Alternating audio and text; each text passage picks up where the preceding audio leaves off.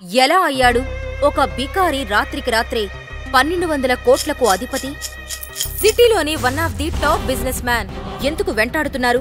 ఒక బిచ్చగాన్ని ప్రాధేయపడాల్సిన అవసరం ఒక కోటీశ్వరుడికి ఎందుకొచ్చింది? కోట్లు ఖర్చు పెట్టి కొన్న కారులో ఒక అడుక్కునేవాణ్ణి ఎందుకు ఎక్కించుకున్నాడు?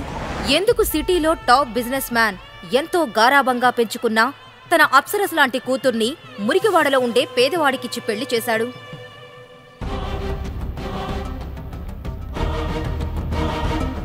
ఆ పేదవాడి వెనక ఉన్న అసలు నిజం తెలియగానే ఎందుకు సిటీలోని ధనవంతులంతా వణికిపోయారు?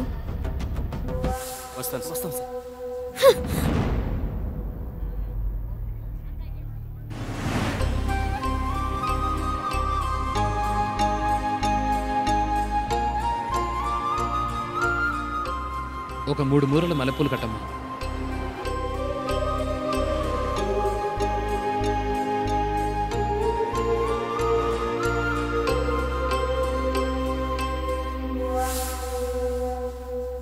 నువ్వు గనక నా హస్బెండ్ కాకపోయింటే నిన్ను కొట్టి ఏ గదిలోనూ పడేసేదాన్ని. మా ఫ్రెండ్స్ కి వాళ్ళ హస్బెండ్స్ ఐఫోన్ ఇచ్చారు, డైమండ్ రింగ్స్ ఇస్తున్నారు. కానీ నువ్వు చీప్ గా 10 రూపాయలు పెట్టి పూలు తీసుకొచ్చావు. నిన్ను భర్త అని చెప్పుకోవాలంటేనే సిగ్గుగా ఉంది. అఖిల తన తండ్రి మాటకు విలువిచ్చి సాగర్ని పెళ్లైతే చేసుకుంది. కాని ఎప్పుడైతే తనకు సాగర్ ఒక బిజినెస్ మ్యాన్ కాదు, మురికివాడలో ఉండే ఒక పేదవాడు అని తెలిసింది, ఒక్కసారిగా తను నిర్ఘాంతపోయింది. అందుకే అఖిల ఒక కండిషన్ పెట్టింది. ఇంట్లో కాకుండా బయట ఎవ్వరికీ కూడా సాగర్ తన భర్త అని తెలియకూడదు అని. సాగర్ ఆ ఇంట్లో ఒక ఇల్లరికపు అల్లుడుగా ఉండిపోయాడు. కాని అక్కడతను ఒక నౌకర్లా పనిచేస్తున్నాడు. ఆ ఇంట్లో అందరూ అతని మీద అజమాయిషీ చేసేవారు. ఆ ఇంట్లో తనకు సరైన తిండే కాదు, ఉండడానికి ఒక రూమ్ కూడా ఇవ్వలేదు. అప్పుడప్పుడు హాల్లో కార్పెట్ మీద లేదంటే పెట్స్ కోసం ఏర్పాటు చేసిన రూంలో పడుకునేవాడు.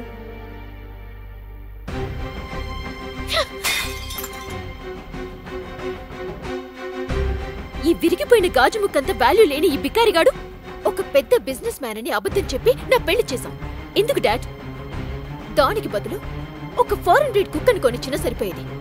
అట్లీస్ట్ సొసైటీలో ఒక స్టేటస్ అన్న ఉండేది.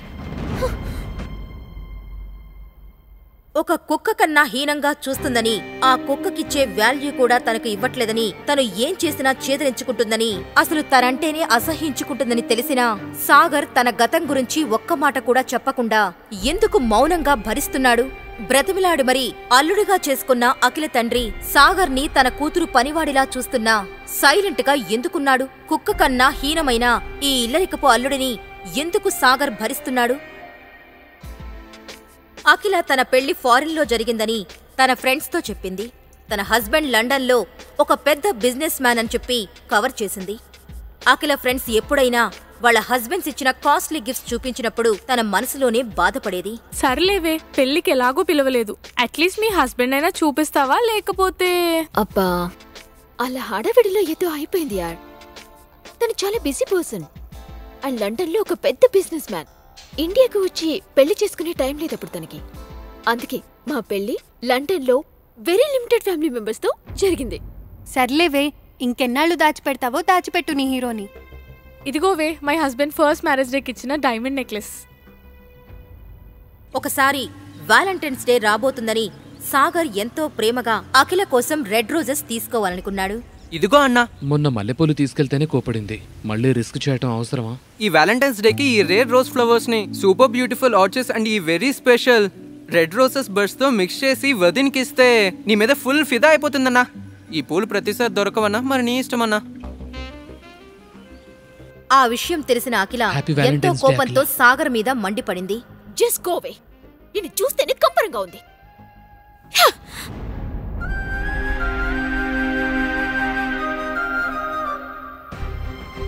ఇదిగోవే మై హస్బెండ్ ఫస్ట్ మ్యారేజ్ డేకి ఇచ్చిన diamond necklace. Sagar, Sagar ఎక్కడున్నావ్?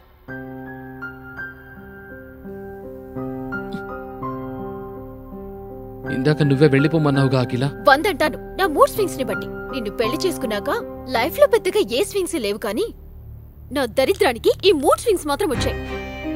Same నీలాగే దమ్మిడి ఖర్చు లేకుండా. సరే విను, నీ దగ్గర ఇంకా 2 days మాత్రమే టైం ఉంది. ఏవైనా సరే వ్యాలంటైన్స్ డేకి నాకు ఒక కాస్ట్లీ గిఫ్ట్ కావాలి. దాని కాస్ట్ మినిమం 1 lakh అయినా ఉండాలి. తీసుకురాలేకపోయావనుకో ఏదైనా రన్నింగ్ ట్రైన్ కి ఎదురుగా వెళ్ళి చావు. నాకు పట్టిన దరిద్రమైన వదిలిపోతుంది. అఖిల, ఇంత డబ్బు ఎప్పుడు నేను కల్లో కూడా చూడలేదు. నీకోసం ఇంత కాస్ట్లీ గిఫ్ట్ ఎలా తీసుకొని రాగలను అఖిల? అది నువ్వు నన్ను పెళ్లి చేసుకోక ముందు ఆలోచించాల్సింది. ఒక మగాడివైండి కనీసం నీ భార్య కోరిన గిఫ్ట్ కూడా ఇవ్వలేవా? ఛీ! అఖిల మాటలకు సాగర్ మనసు చివుక్కుమంది. ఏమీ మాట్లాడలేక అక్కడి నుండి వెళ్లిపోయాడు. 2 రోజుల తర్వాత వ్యాలంటైన్స్ డే రోజు సాగర్ అఖిల దగ్గరకు వచ్చి ఒక గిఫ్ట్ బాక్స్ తన చేతిలో పెట్టాడు. అఖిల ఎంతో అసహనంగా ఆ బాక్స్ ను ఓపెన్ చేసింది. అంతే, ఆ బాక్స్ లో ఉన్న గిఫ్ట్ ని చూసి ఒక్కసారిగా షాక్ అయింది. జిమ్మిచూ శాండిల్సా? ఇవి 10 lakhs పైనే ఉంటాయి. వీటిని నువ్వెలా తీసుకొచ్చావు? అయ్యో అఖిల, ఒరిజినల్ అనుకుంటున్నావా? అవి డూప్లికేట్. ఇంత అమాయకంగా ఉంటాయేలా? అని సాగర్ అనగానే అఖిల ఎంతో డిసప్పాయింటింగ్ గా ఆ శాండిల్స్ ని పక్కన పెట్టేసింది. కాని వాటి క్వాలిటీ చూసి ఎందుకో సాగర్ మీద కొంచెం అనుమానం వచ్చింది. ఎందుకంటే ఆ శాండిల్స్ చూడడానికి ఒరిజినల్విగానే ఉన్నాయి. తర్వాత రోజు అఖిల ఆ శాండిల్స్ షోరూంకు వెళ్ళింది. వెళ్లగానే అక్కడున్న సేల్స్ గర్ల్ అఖిలను చూసి, మేడం, మీరు అగ్నిహోత్రి సార్ ఫ్రెండా? మిస్టర్ అగ్నిహోత్రి? అతను అగ్నిహోత్రి కంపెనీస్ కి వారసుడు కదా. ఇప్పటి వరకు అతన్ని ఎవరు చూడలేదు. పెద్ద పెద్ద వాళ్ళు కూడా అతని అపాయింట్మెంట్ కోసం వెయిట్ చేస్తూ ఉంటారు. అతను ఎలా ఉంటాడో కూడా నాకు తెలీదు. కానీ నువ్వెందుకలా అడిగావు? మేడం, మీ చేతిలో ఉంది కదా ఆ బాక్స్, జిమ్మీషూ శాండిల్స్. అవి చాలా స్పెషల్ ఎడిషన్ శాండిల్స్. ఇలాంటి కట్టింగ్, డిజైన్, ఆ లోగో ఇవన్నీ డూప్లికేట్ చేయడం ఇంపాసిబుల్. ఇండియాలో ఇది ఒక్క పీస్ మాత్రమే ఉంది. అది నిన్న మిస్టర్ అగ్నిహోత్రి సార్ కొన్నారు. అంటే సాగరేనా ఆ మిస్టర్ అగ్నిహోత్రి? లేక సాగరేమైనా ఆ శాండిల్స్ దొంగతనం చేశాడా? బికారి అయిన సాగర్కు ఎక్కడి నుంచి వచ్చాయి ఆ శాండిల్స్? సాగర్ వెనుక ఉన్న అసలు నిజం ఏంటి? అతను నిజంగా డబ్బున్నవాడైతే ఇలా ఎందుకు ఇల్లరికపు అల్లుడుగా ఉంటున్నాడు? ఈ ప్రశ్నలన్నీ అఖిల మైండ్లో తిరుగుతూ ఉన్నాయి. కాని ఆమెకు ఇంకా అనుమానమే. సాగర్ మొత్తానికి ఏదో మ్యాజిక్ చేసి ఈ శాండిల్స్ తన కోసం తెచ్చి ఉంటాడు అని.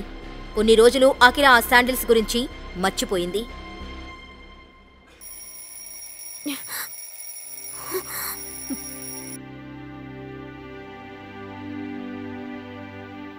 ఒకరోజు ఉదయం సాగర్ ఇంట్లోకి కూరగాయలు తేవడానికి బయటకు వెళ్లాడు. అప్పుడు అఖిల హడావిడిగా రెడీ అయి హాల్లోకి వచ్చి కోపంగా అరవడం మొదలుపెట్టింది. మమ్మీ, సాగర్ ఇక్కడ. ఈ మనిషి అవసరం ఉన్నప్పుడు మాయమైపోతాడు. ఈరోజు నాతో ఆఫీస్కి తీసుకెళ్దాం అనుకున్నాను. ఏం లాభం? కరెక్ట్ టైంకి ఇంట్లో లేడు మహానుభావుడు. అలా అఖిల సాగర్ గురించి మాట్లాడుతుండగా అప్పుడే అక్కడికి వచ్చాడు సాగర్.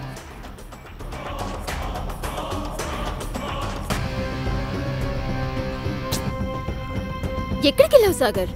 నేను ఈ రోజు నీకు చివరి అవకాశం ఇస్తున్నా. నువ్వు నాతో ఆఫీస్కొచ్చి ఏదో ఒక పని చెయ్యి. ఇక్కడ ఇంట్లో కూర్చొని పని దొంగవైపోయావు. ఇక త్వరగా పద. నీ మూలంగా నాకు లేట్ అవుతుంది. 2 minutes అఖిల, ఇప్పుడే వచ్చేస్తాను.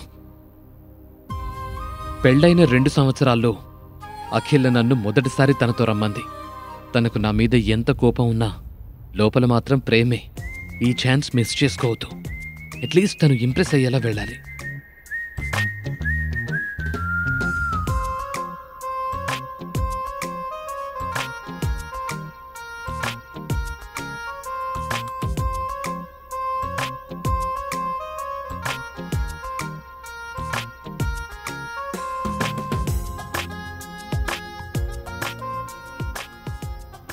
హలో పెళ్ళంగారు, వెళ్దామా?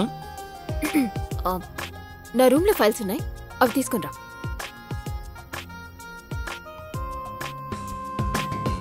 అన్నట్టు నా bag తెచ్చాగా.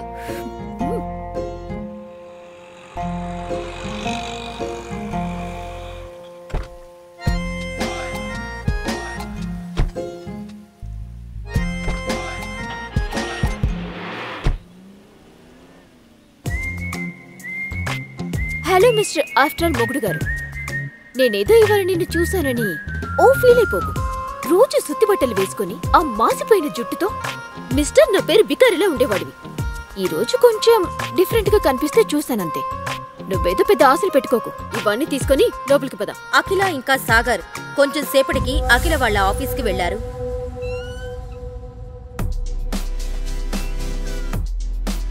Hey, princess. How are you? Hey hi రానా.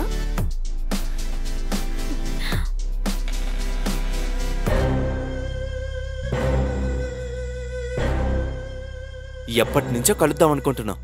ఈ రోజుకైంది ఈ ప్రిన్సెస్ కి. అయ్యో ఎవరని కాదు ఏమీ కాదు, ఏదో పని ఒత్తిడి వల్ల కొంచెం కుదరలేదు. ఓకే ఓకే, ఈసారి కుదిలేస్తున్నా. But I have something for you.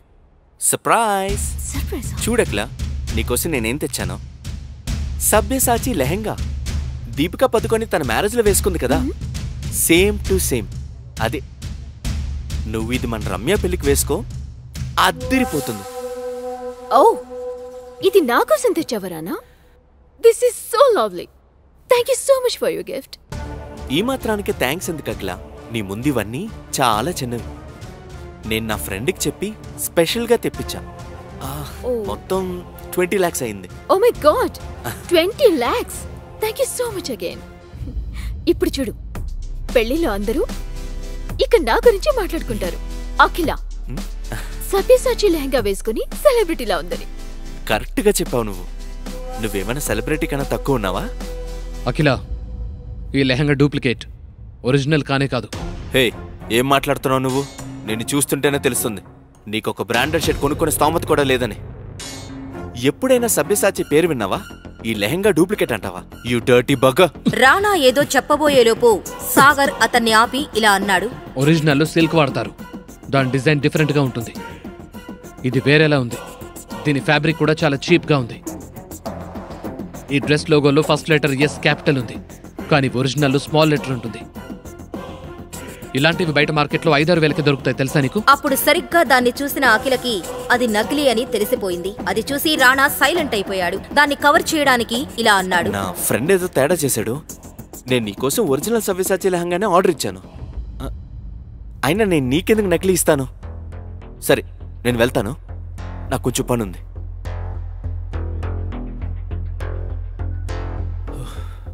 అమ్మో, కొంచెం ఉంటే దొరికిపోయావండి. అఖిల, నేను నీకు ఇప్పటి వరకు ఎలాంటి సలహాలు ఇవ్వలేదు, కానీ ఇప్పుడు చెప్తున్నాను విను. రానా నిన్ను మ్యానిపులేట్ చేయడానికి ఇలాంటి గిఫ్ట్స్ అన్ని ఇస్తున్నాడు. అసలు నువ్వు ఇలాంటి వాడితో మాట్లాడడమే తప్పు.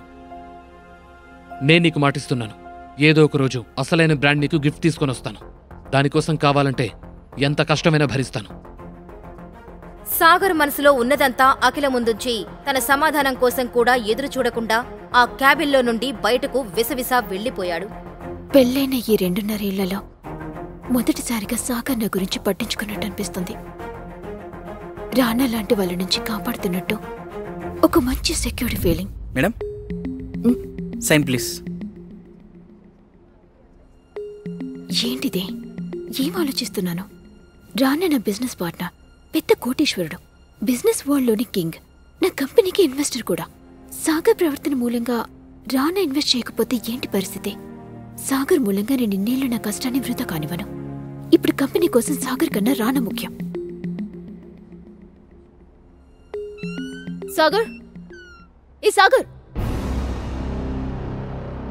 ఏంటి పిచ్చి పనులు? అసలు నా మీద నీకు ఏం హక్కుందని పనికి వాళ్ళు సలహాలు ఇస్తున్నావు? ఎంత ధైర్యం నీకు? ఏదో ఒక్కసారి కొంచెం స్పేస్ ఇచ్చి నాతో ఆఫీస్కి తీసుకొస్తే ఎలాంటి ప్రాబ్లం క్రియేట్ చేశావు? నేను ఇక్కడికి తీసుకొచ్చే తప్పు చేశాను. అఖిల మాటలకు సమాధానం కూడా చెప్పలేదు సాగర్. ఇంతలో కోపంతో రగిలిపోతున్న రాణా బయటకు వచ్చి ఆవేశంగా, అరే బికారి, రే సాగర్, నిన్నరా పిలిచేది? ఆగక్కడ. ఎక్కడికెళ్తున్నావు? వినిపించట్లేదా? ఎప్పటి నుంచి పిలుస్తున్నానరా నిన్ను? చెవుడా నీకు? నా ముందే నేను ఇచ్చిన గిఫ్ట్ గురించి అలా మాట్లాడతావా? నీ మొహానికి డూప్లికేట్ గిఫ్ట్ కొనిచ్చే సీన్ కూడా లేదు. ఇంకో విషయం, నీ లెవెల్ ఏంటో నువ్వు తెలుసుకుంటే మంచిది. పని పాట లేని బెకారిగాడివి నువ్వు నాతో గొడవ పడతావా? సాగర్కి అందరి ముందు గొడవపడి దిగచారడం ఇష్టం లేదు.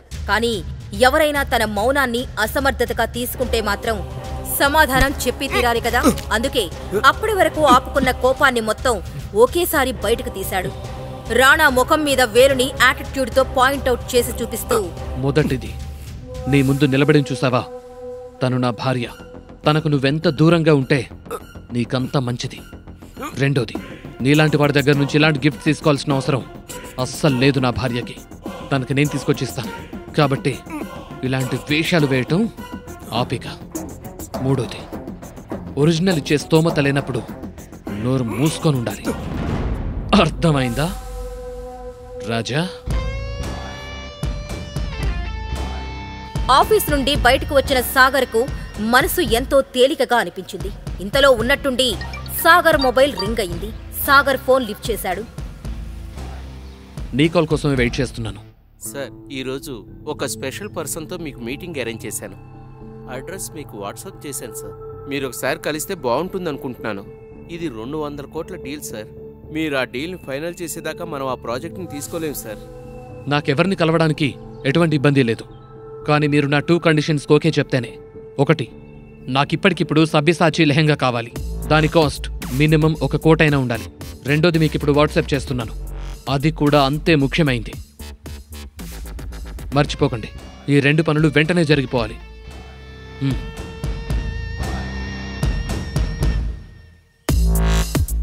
Golden pearl society. ఆటో.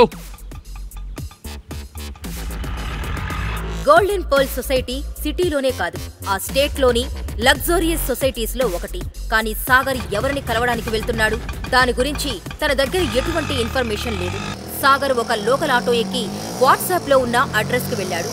ఆ సొసైటీలో సిటీలోనే కాకుండా చుట్టుపక్కల సిటీస్లో ఉన్న ధనవంతులు ఉంటున్నారు. పెద్ద పెద్ద కోటీశ్వరులు అక్కడికి వచ్చి వెళ్తుంటారు. ఆ సొసైటీ లోపలికి ఎంటర్ అవ్వబోతుండగా తన సాదాసీదా బట్టలు, పాత చెప్పులు చూసి సెక్యూరిటీ సాగర్ని గేటు బయట ఆపేశాడు. ఎక్కడ దూసుకెళ్తున్నావు? నేను లోపలికి వెళ్ళాలి, నాకు మీటింగ్ ఉంది. అబద్ధం చెప్పినా అతికినట్టుండాలి. నీ అవతారం చూసుకోముందు నిన్ను చూస్తుంటే బ్యాంకు కన్నం పెట్టి దొంగలాగున్నావు. ఇది golden society. I'm so proud of you Vaibhav. Forbes top richest man of ఇండియాలో ఒకటివి. ఇంతేకాక రియల్ ఎస్టేట్ రంగంలో రారాజు అంటారు నిన్ను. ఇండియాలోనే రిచెస్ట్ సొసైటీ పర్ల్ సొసైటీకే ఓనర్వి. ఈ స్టేట్స్లో ఉన్న పెద్ద పెద్ద బిల్డింగ్స్కి, మాల్స్కి వన్ అండ్ ఓన్లీ అధినేతవి. ఇంత తక్కువ టైంలో ఈ స్థాయికి వచ్చాం. ఒక్కొక్కసారి నేను చూస్తుంటే జలసీగా ఉందిరా. ఇక్కడ చాలా పెద్ద మనుషులు కాస్ట్లీ కార్లలో వస్తారు. మరి నువ్వెందుకు వాళ్ళ డబ్బు దోచుకోవడానికి వచ్చావా? నీలాంటి వాళ్ళ గురించి నాకు బాగా తెలుసు. ముందు వెళ్ళి ఎక్కడి నుంచే. ఇంతలో ఒక కాస్ట్లీ కార్ వచ్చి అక్కడ ఆగింది. సడన్ బ్రేక్ వేయడం మూలంగా అది సరిగ్గా సాగర్ ముందుకి వచ్చి ఆగింది. ఆ కార్ మరెవరిదో కాదు, ఆ golden pearl society owner mister వైభవ్ది. రియల్ ఎస్టేట్ రంగంలో రారాజు అంటారు వైభవ్ని. ఆ స్టేట్లోని పెద్ద పెద్ద బిల్డింగ్స్ అండ్ సొసైటీస్ కి అధినేత. కారులో నుండే అక్కడ జరిగిందంతా చూశాడు వైభవ్. వెంటనే కారు దిగి సెక్యూరిటీ గార్డ్ ని అరవడం మొదలుపెట్టాడు. ఏం జరుగుతుంది ఇక్కడ? అది కూడా నా సొసైటీ గేట్ ముందు. ఇలా అయితే మన సొసైటీ రెప్యుటేషన్ ఏమవుతుంది? చూడండి సార్, ఈ బేకారిగాడు లోపలికి వెళ్ళాలని చూస్తున్నాడు. నేను ఎంత ఆపినా ఆగట్లేదు. సాగర్ సార్, నన్ను క్షమించండి. మిమ్మల్ని అసలు చూడనే లేదు. మీరు వస్తున్నారని తెలిస్తే నేనే వచ్చి రిసీవ్ చేసుకునేవాడిని. అరే వేస్ట్ ఫెలో, అసలు తనెవరో తెలుసా నీకు? నీ వల్ల నాకు పరువు అంతా పోయింది. నిన్నిప్పుడే పనుల నుండి తీసేస్తున్నాను. ఇందులో ఆయన తప్పేం లేదు. ఈ పరిస్థితుల్లో ఎవరైనా నన్ను బికారి అని అనుకుంటారు. కానీ మీరేంటి సార్ ఇలా ఉన్నారు? మిమ్మల్ని చూసి 4 ఏళ్లైంది. అప్పుడేమో వేరేలా ఉండేవారు, ఇప్పుడేమో ఇలా. మిస్టర్ వైభవ్, జరిగిందంతా నేనిప్పుడు మీకు చెప్పే పరిస్థితుల్లో లేను. కానీ త్వరలోనే సర్దుకుంటాయి. ప్రస్తుతానికి లోపల నాకు మీటింగ్ ఉంది, మళ్ళీ కలుస్తాను. అలా చెప్పి సాగర్ లోపలికి వెళ్ళాడు. ఓనర్ని అలా ఒక బికారి ముందు వంగి వంగి మాట్లాడడం చూసి సెక్యూరిటీ గార్డ్ కంగారు పడ్డాడు. కోట్లకు పడగలెత్తిన ఈ రారాజు ఈ పేదవాడిని సర్ అని ఎందుకంటున్నాడు? ఒకవేళ సాగర్ అతనికన్నా కోటీశ్వరుడా? ఒకవేళ అయితే ఇలా పేదవాడిగా ఎందుకున్నాడు? గార్డ్ అలా ఆలోచిస్తుండగా సాగర్ మీటింగ్ కోసం సొసైటీలోని క్లబ్ హౌస్ కి వెళ్లాడు. అక్కడికి వెళ్లగానే తన దృష్టి సూటూబూటూ వేసుకున్న ఒక పెద్ద మనిషి మీదకు వెళ్లాయి. సాగర్ వెంటనే అక్కడే ఉన్న ప్లాంట్ వెనక్కి వెళ్లి ఎవరికో ఫోన్ చేశాడు. నువ్వు నాకు ముందే ఎందుకు చెప్పలేదు ఇతనితో మీటింగ్ అరేంజ్ చేస్తున్నానని? ఇతనితో వర్క్ చేయలేను. అదెంత పెద్ద డీల్ అయినా సరే నేను చేయలేను. అసలెవరా పెద్ద మనిషి? సాగర్ అతన్ని చూసి ఎందుకు దాక్కున్నాడు? సాగర్ నిజంగా పేదవాడా? ఒకవేళ అయితే అంత పెద్ద డీల్ చేయడానికి ఎందుకు వచ్చాడు? సాగర్ ఒకవేళ కోటీశ్వరుడైతే మరి పనివాడిలా అత్తారింట్లో ఎందుకుంటున్నాడు? సాగర్ గురించిన నిజం అఖిలకి తెలిస్తే ఏం జరగనుంది? అసలు సాగర్ పెళ్లి అఖిలతో ఎందుకు జరిగింది? ఈ ప్రశ్నలకు సమాధానాలు తెలుసుకోవాలంటే నెక్స్ట్ ఎపిసోడ్ వినాల్సిందే. క్రింద ఇచ్చిన లింక్ ని క్లిక్ చేసి పాకెట్ ఎఫ్ఎం యాప్ ని ఇన్స్టాల్ చేసుకోండి. Stay tune to pocket FM.